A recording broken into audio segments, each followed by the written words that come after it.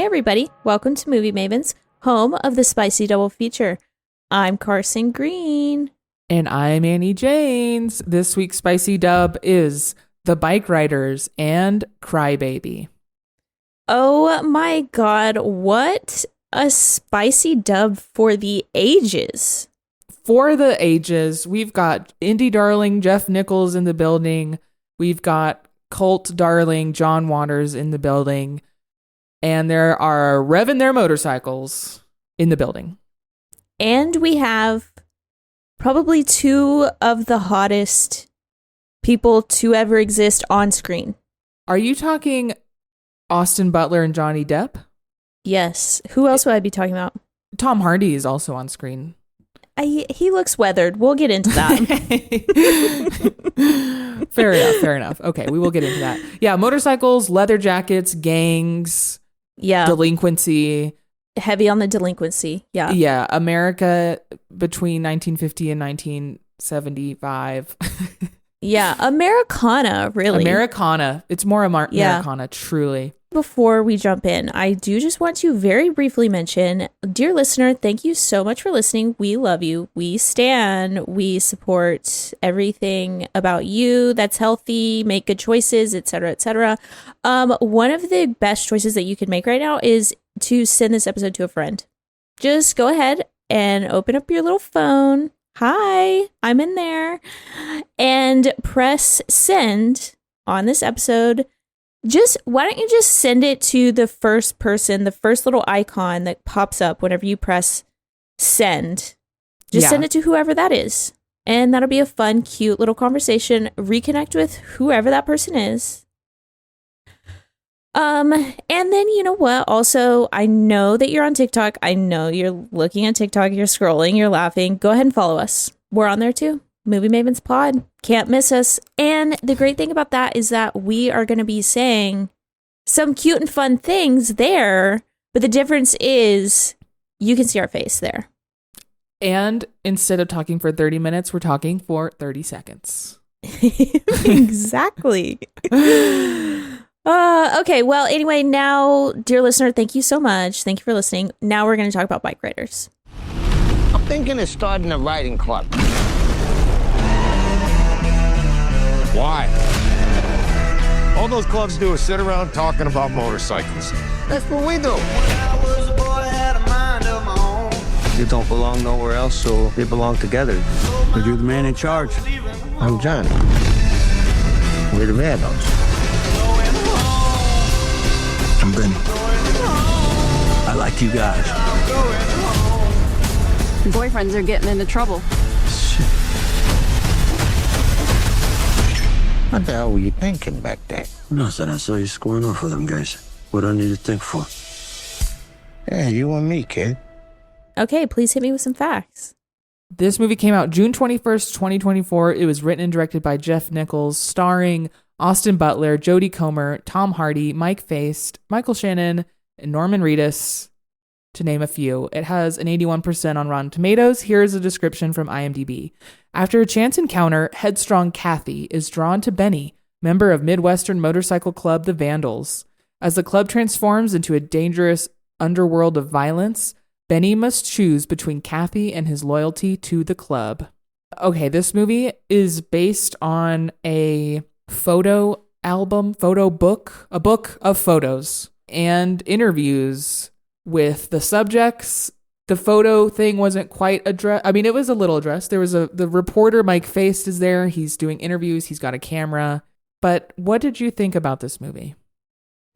Well, Annie, thank you for asking. I think that this movie was 1 hour too long. And I think that we just spent so much time. It was just so much time hanging out. And if you ask me what this movie is truly about, if you ask me what the synopsis is, having not just heard what IMDb said about it, I wouldn't know what to say. This is like Bikeriders. It's about Bikeriders. Like, that's kind of it. Yeah. The description on IMDb is generous in that what it's saying is like, it's a little bit there. It's a little bit there. Hour too long. That would put this movie at 56 minutes and therefore a short film. Well, I felt the length. I did. I Okay. felt the length. I felt like, it just kind of droned on. I feel like we could have cut so many scenes where we didn't do anything. But I understand that it's like this movie very much like I'm sure the photo book is about the vibes. It's Yeah. about building a vibe. It's about building this world. It's just kind of like a voyeur look at what biker quote unquote gangs were like before it was a full on dangerous gang. Yeah. The photo book is key because that's like what helps you engage with the movie and also what holds the movie back. Like Mike Faist's character, character being there. What the fuck? He's literally just kind of there. Yeah. The interviews with Jodie Comer. I mean, at first I'm like, oh, it's cool because this probably is the exact interview. Apparently she's doing a great impression. But to me, it's just lazy. It's like, just show me the story. Yeah. I just want to be shown the story because this is a movie. This is not a photo book. This is not an article. This is not... Yeah. It's not a podcast, It felt a little lazy to me. Not only that, but considering how much we were with her, she wasn't anything but a prop in these men's lives. Unfortunately. And that is so annoying to me because this character, her character, Kathy, and just Jodie Comer in general, fascinating. So fascinating. This woman was very obviously extremely strong-willed. She obviously had a very strong point of view. She felt very deeply. She had just a lot of things to say. And I feel like rather than hearing her story, we just watched Benny, played by Austin Butler, brood a lot. We had the camera on his face brooding for so many minutes. And even him, he was kind of barely there. It was just more so about Tommy and the gang. Not that it's a problem. It's just I don't know. It tore me away from her. It kind of reminded me of in Killers of a Flower Moon, how it sets up this woman's story and then it's and finishes off in the man's world.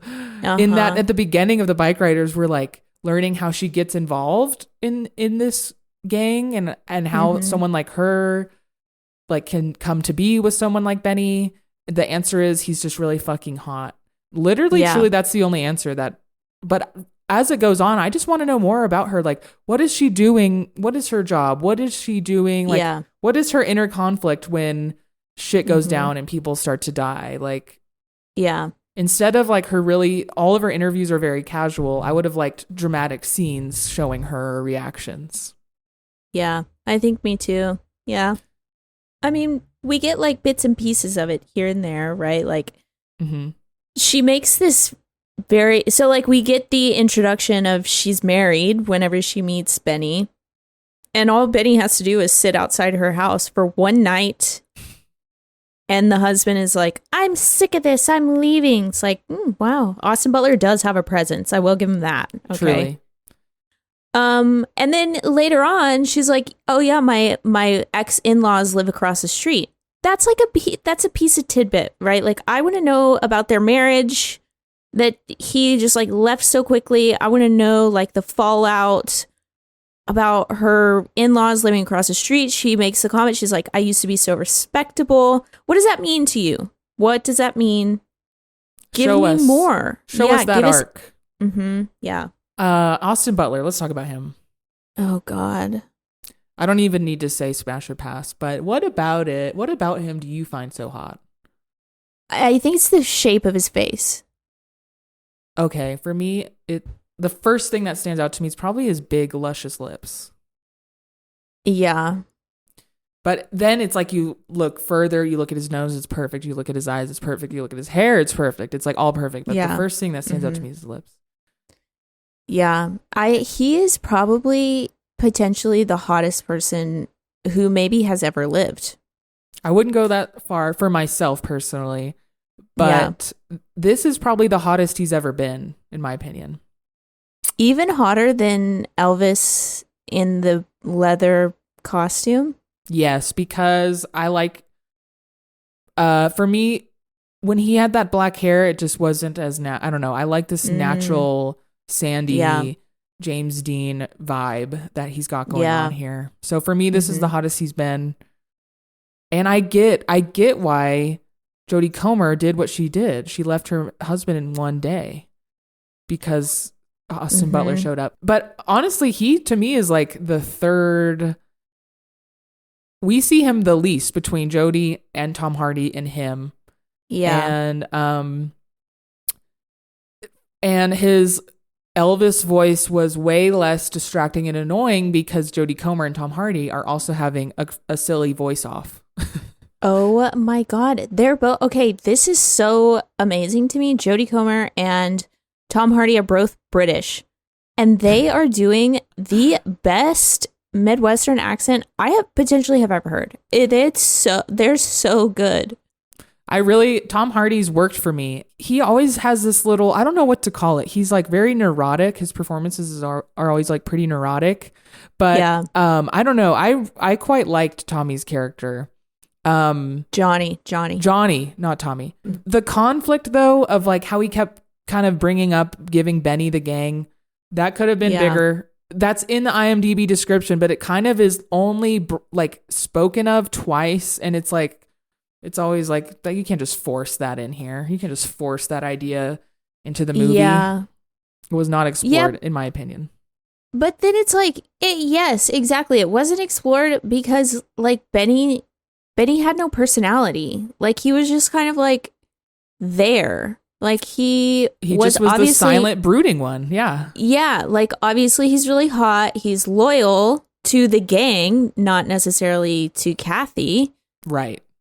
Or not even to the gang. The fact that he like, I got the vibe from him that he would just pick up and leave, no note, his wife, the gang, no questions asked at the drop of a hat. Yeah.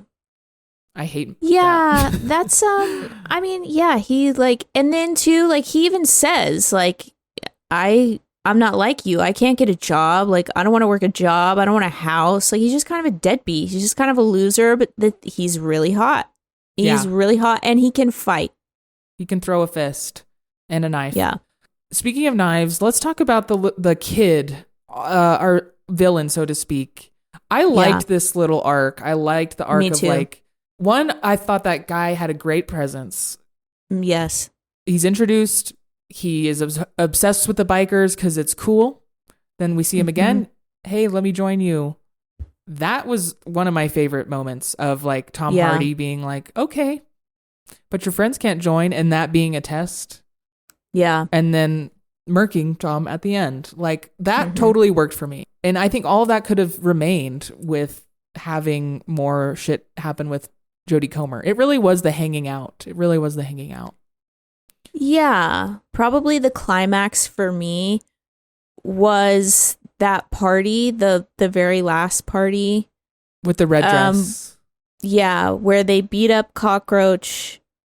And it was us watching in, like, this party was full of many, many new people in the gang, but then also, like, they had, at this point, they had, like, different branches. I don't know what you call them. Yeah. Different factions, different.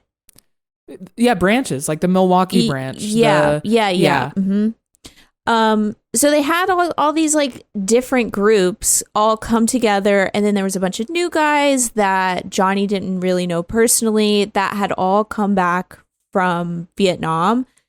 And it was just like, I really, really enjoyed watching that piece of American history, because it's like that's very true. Like those guys came back from that war beyond fucked up. Like they, like it was like, it was mental torture on levels that had never been seen before, that they just like didn't know how to deal with or what to do. And so then they came home and they brought the war home. Yeah. And that was really, really fascinating to watch play out on screen. Yes. And the Michael Shannon character, like, his like monologue and being sad that he couldn't join the war because they didn't like him.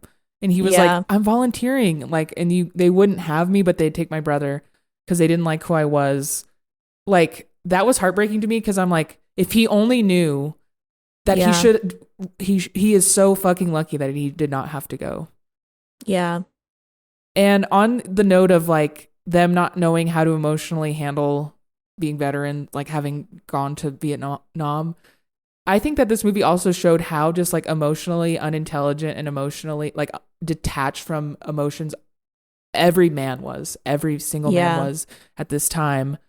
And last thing I thought was really cool is I don't know, I liked watching how this gang started from like a club to it gets bigger and bigger and bigger till it's out of hand, and then it becomes like a criminal organization.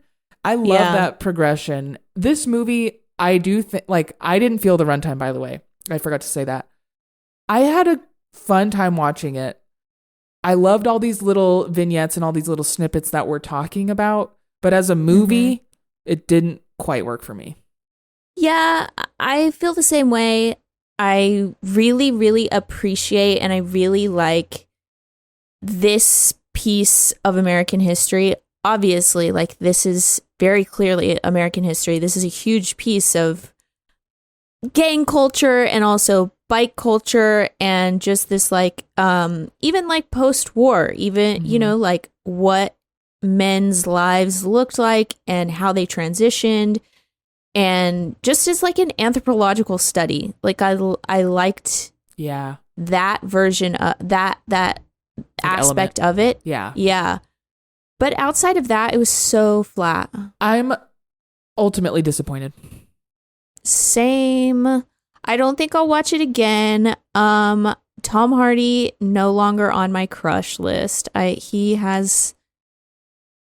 Too old? Well, no, I like older guys. It's not that he's too old. Okay. I think he just looks a little worse for wear. I don't think he's aging gracefully. Is he a smoker? Like a cigarette smoker? He might be. Oh, he might be. That's always what it is. It's always what it is. Yeah. Mm-hmm. I still find the man attractive. Yeah. I loved all of his outfits. Me too. God, they were perfectly tailored to his body. That man has a huge neck, head, small shoulders. He seems like he's short. He's 5'7" with a big, fat, juicy ass. Ooh. How tall is he? Google Tom Hardy. The first picture. Stop. He is worse for wear. He's 40. Dude, I'm telling he's 46. So he looks way older than 46. Hollywood. I don't know. Maybe he's just letting himself age, and now I want to backtrack and be like, maybe he's just not doing Botox, and I love that for him. No. I think you're right. I think you're right on the money. I bet he is a cigarette smoker. He looks way older than 46. I personally know 46-year-olds who are super hot. Tom Hardy, are you okay? Write in. Are you okay? Also, I always thought that his ears were funny. Did the ears ever affect you? They're at a particular angle. Okay, that's interesting. Am I right? Look at them. Yeah. They're elfish. God, okay, anyways, he's still a smash for me. Okay, come on, smash or pass. Tom Hardy's in the room. Tom Hardy's in the room. We're drinking whiskey. Smash, obviously. Yeah, smash. Come on. Tom Hardy's in the room. It's 8 a.m. and we're drinking smoothies. Pass. Okay, I hear you. Let's move on and talk about Crybaby. Oh wait, no, we haven't scored it yet. Score it. Okay, hit it. Not gonna watch it again. Will think about it again. Had a pleasant experience. I'm just a little disappointed. Sure. That's a 6 for me. Yeah, it's middle of the road. Nothing spectacular. 5 out of 10. All right, 5.5 out of 10 total. Let's move on for real and talk about Crybaby. It's a place where the pleasures are simple. You want to ride home with Dad? We can count out-of-state license plates. Kids help their parents. He not only vacuums, he does windows. and squares get the girls. We'll get married and live in suburbia. Then came Crybaby Walker. Yeah, you're looking to rumble. You're looking at me because I'm the king. I'm the king. I'm the king. King Crybaby with a tear in my eye. I'm so tired of being good. This is a king, you gonna cry. Oh, baby, cry, baby, cry, baby, cry, baby, cry. Oh my God, I'm so excited. Okay, please hit me with some facts. All right, Crybaby came out in 1990. It was written and directed by John Waters, starring Johnny Depp. It has a 72% on Rotten Tomatoes. Rotten Tomatoes didn't exist in 1990, I don't think. So, No. take that with a grain of salt. Here's the description from IMDb. In 1950s Baltimore, a bad boy with a heart of gold wins the love of a good girl whose boyfriend sets out for revenge. Had you seen this before? This was my first time. Okay. This was Oh my my God, first what did John Waters picture. You're lying. I'm fact checking myself right now. You've never seen Pink Flamingos? No. Annie, we have to. When I tell you that we have to do a John Waters double feature, it's required. Waters on Waters. I You're mean, saying. anything Okay. on water. You have to see it. And I will. I'm game. Okay, what do you think of Crybaby? I thought that it would have been a lot more, what's the word? Like interesting or more of a fun watch. There's a vocab word out there I can't think of. If I had seen this a long time ago. Yeah. Because seeing it now, I'm just like, it needs more. It needs to be more campy. Because the few times it's campy, I'm like, woo. And the other times I'm bored. Yeah. And the musical numbers, I didn't really love. Not even Mr. Jailer. That one was probably the best. Yeah. Yeah, that was really good. So yeah, I just like, okay, when they're towards the end, when he's making out with when Johnny Depp is making out with what's her face, and then like an electricity storm happens, and he's like, "Electricity killed my parents." Oh my God, that was so funny. That was so funny. I needed that energy and that comedic level for the whole film, and I feel like I got like glimpses of it.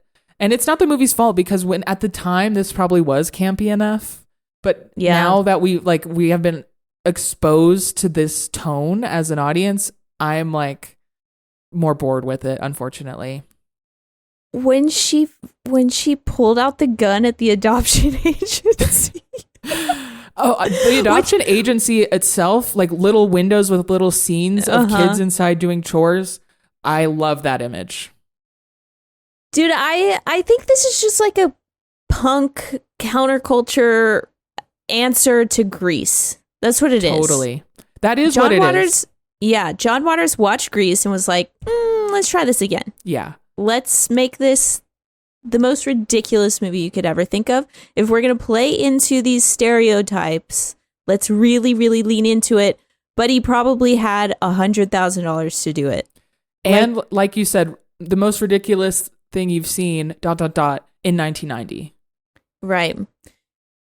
Which at that point, I've seen it all, man. Just kidding. Pink. No, but really, at that point, it would have been revolutionary. Yeah, I mean, it's like, it's silly. I think there is some heart in there, but it's also just kind of, I think it pokes fun at like this idea of just class disparity and, like, you're no different than I am. Yeah, because you see the good people participate in like gang violence, and that's funny. Right. Yeah. What is your relationship with this movie, and what did you think watching it this time?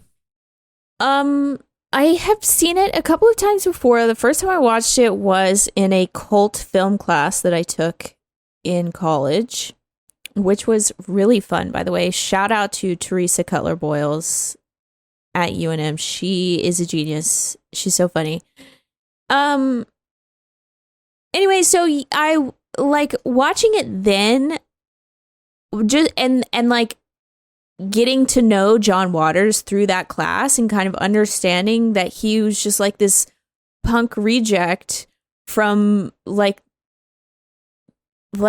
Baltimore of all places. And I love that all of his movies are set in Baltimore. Like he is constantly writing love letters to Baltimore, which is so funny because it's just like the drabbest city. Yeah. Yeah.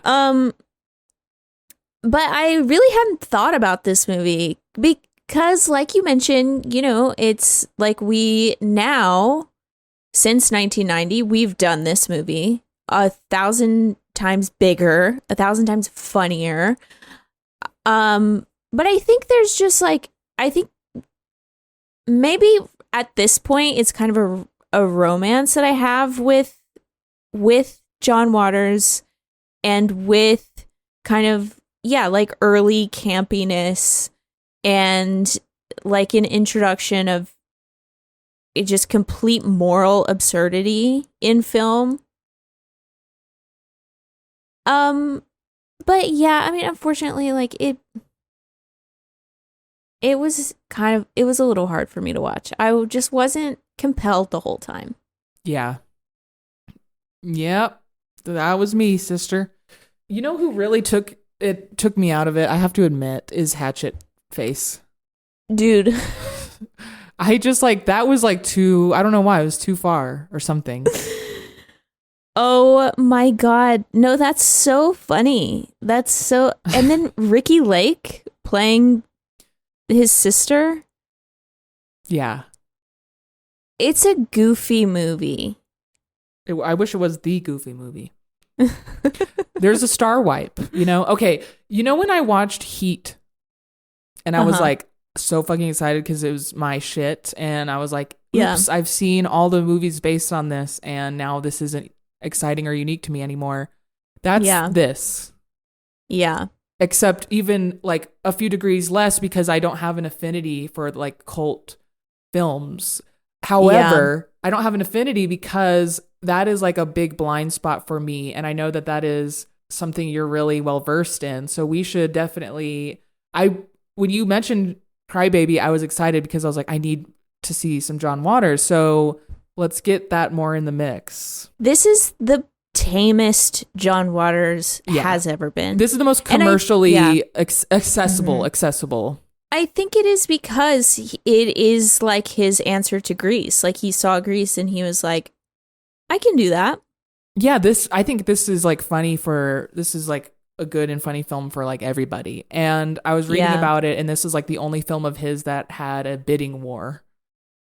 Oh. So like people wanted it because of the Grease thing. And when it came out, I don't think it was really successful, but then it kind of was instantly picked up as this like cult flick. How much do you have the figure? How much money did this cost? I'm guessing firmly $250,000. A quick Google search says 8 to 12 million. No. Yeah. Those sets were so ridiculous. Where's that money in Johnny Depp's pocket? He looked so good, by the way. He did look great. He was really attractive. I love his teeth for some reason. Yeah. He's so young in this. And I love how silly he is. I feel like he really committed to the silliness. Maybe this role is what paved the way for him to do Pirates of the Caribbean, Captain Jack Sparrow. This was the another start of that silly path. role. That was the start of his path. But truly, like, because he got involved with Tim Burton, he became a character actor, really, is what it is. Yeah. Riddle me this. Who do you find more attractive, young Johnny Depp or young Leonardo DiCaprio?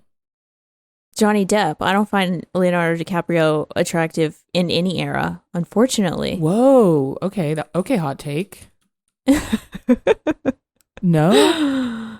No. He doesn't do it. I think he looks like a little boy. Like, I think Johnny Depp, even at this age, like he's maybe 21 or 22, he looks like a man to me. I like older dudes. I'm attracted to men. Okay, that is fair. I am truly trying to access my inner child when I'm like looking at young Leo and young Johnny. Okay.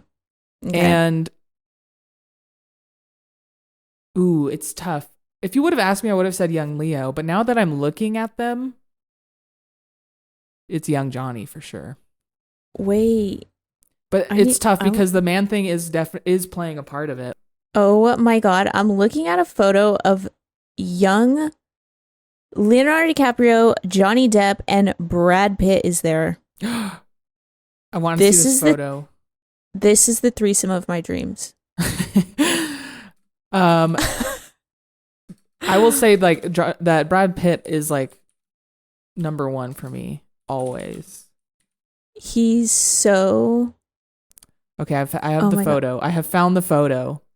Oh, you're Johnny Depp is not looking great in this photo. Oh, there's so many photos of the three of them together. There is so many photos of the three of them. No, it's Brad Pitt always, and it's his luscious lips. Yeah. It's his lips. It's his carefree attitude. And his jaw. Oh my God. And now I'm looking at a modern photo of Leo and Johnny, and neither of them have aged well. Like, they look gross. They're cigarette smokers. They have to be. They are cigarette smokers. I think that Leo has aged okay. I think that Johnny has aged poorly, and I think that Brad has aged perfectly. He has had so much work done. That's the thing. That is the thing. He has had a ton of work done. I have a hard time believing anyone in Hollywood has not had any work done. Wow. Okay. Well, anyways, we're so far from Crybaby. Thanks for taking this journey with us. We'll post a picture of the three of them on Instagram at some point on our story. Look out for that. Yes. Okay. Well, what would you rate it? I'd probably give it a 5. I would even maybe go 4 because I was just really bored. Just based on its cultural significance. And I think it has aged really well. I do. I will say that. I don't think that there's any like big whoopsies that I noticed. Agreed. Except, no, never mind. Except what? I was just going to make a joke about the vaccination scene as if that's bad, but also the giant syringe. My God. What an opening scene. Yeah. People need to see that and be reminded of that's just how it was.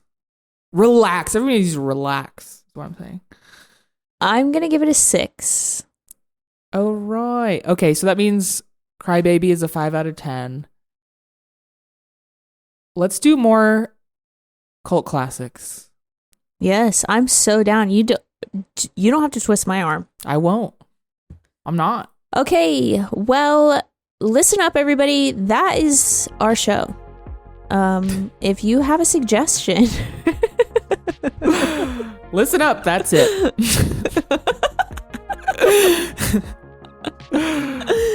If you have a suggestion, please write to us on Instagram at Movie Mavens or send us an email at moviemavenspodcast@gmail.com.